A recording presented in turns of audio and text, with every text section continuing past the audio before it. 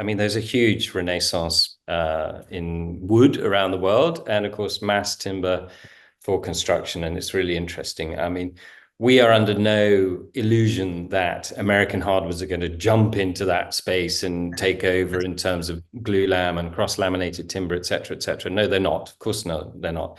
This really is the realm of softwoods.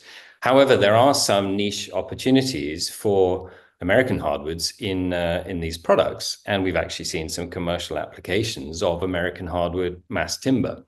Australia is a great example. You know, you have the biggest mass timber producer in the Southern Hemisphere, which is now using red oak to make glulam products, which is extraordinary. And actually, they're way ahead of what's going on in Europe in terms of those products. We've also done some Tulipwood CLT test projects in Europe.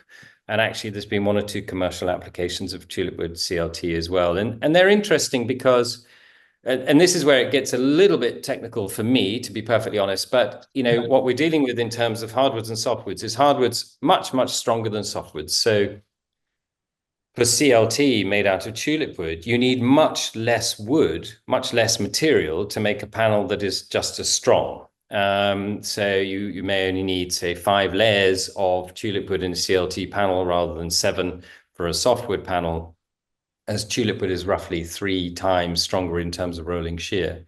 And of course, the same goes for red oak in glulam. It's going to be much stronger than some softwood products in glulam as well. And actually, there's some examples, even in Europe, of American hardwoods in glulam. There's a fantastic example at Lord's Cricket Ground in London. It was Populous Architects. They did these incredible white oak glulam beams that they're actually outdoors. They support this shade structure over the Warner stand.